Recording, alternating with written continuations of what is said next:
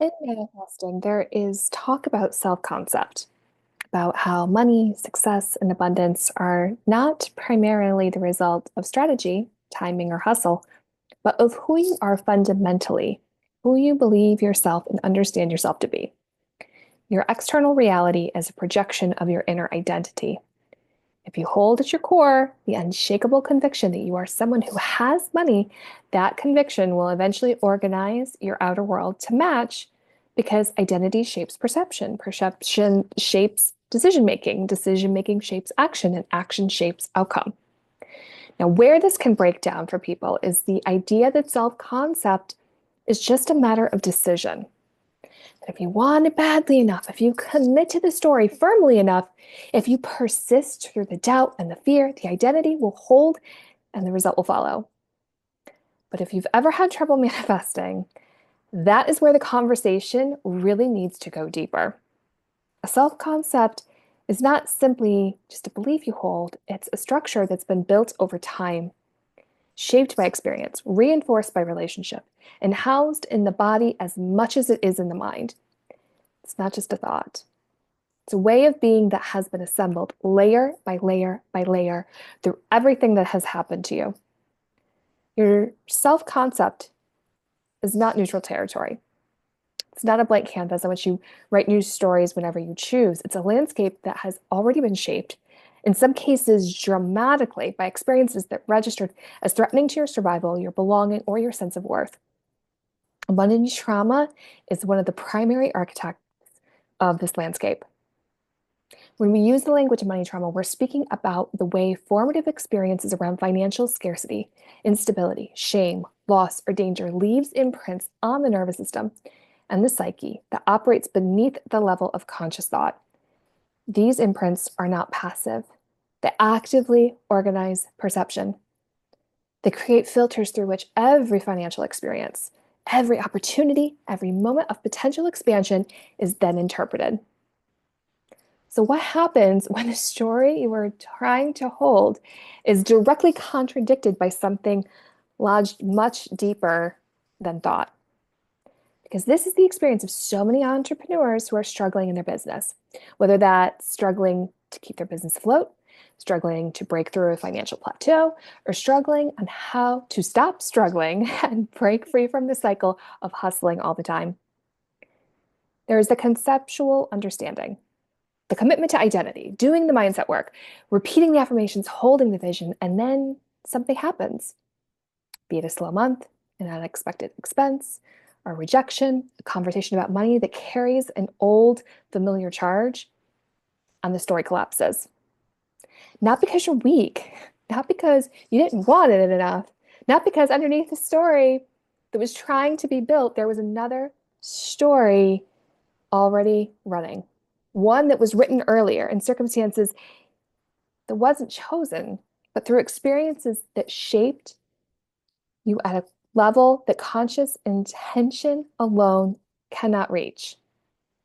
Money trauma does not simply create negative beliefs about money, it creates protective responses. The nervous system that learned early that financial instability meant danger does not distinguish between a real threat and a perceived one. It responds to both with the same urgency. The entrepreneur who grew up in scarcity may find that as income grows, so does an anxiety that has no rational explanation. The body is simply doing what it has learned to do: brace, contract, and prepare for loss.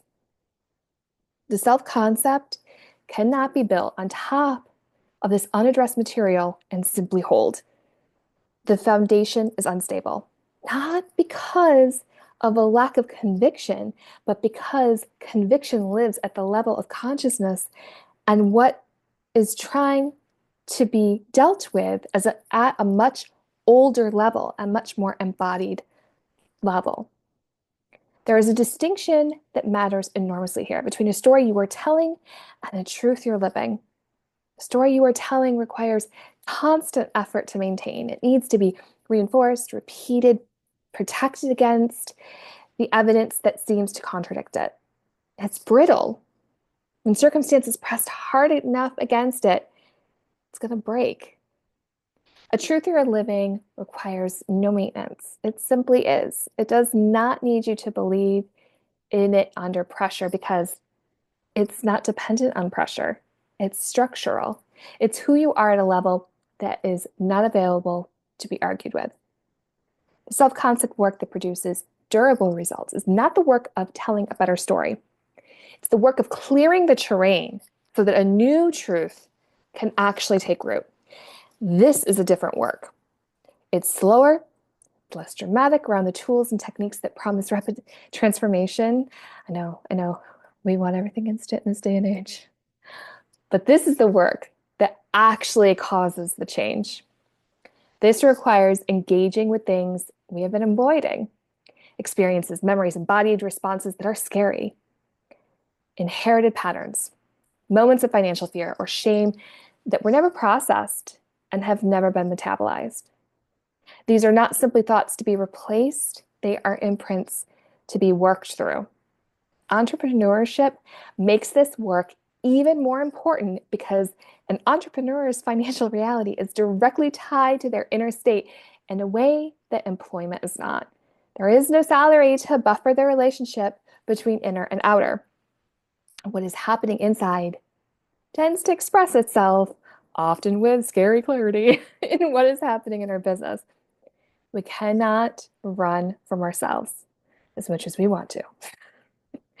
This is one of the most profound opportunities we get, though, as entrepreneurs. We get the chance to see ourselves clearly, the reflection of what we are creating. And we get to do so much more and be so much better.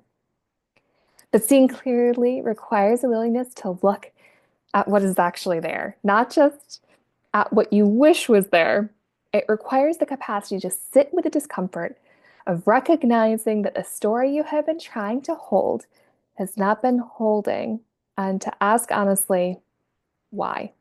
It's not that you're broken. What's actually going on? The answer is almost never a failure of commitment or desire.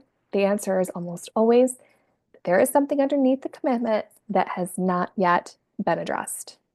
Something older, something that formed before you had language for it, something that's been quietly organizing your relationship with money, with worth, with what you allow yourself to receive and to sustain.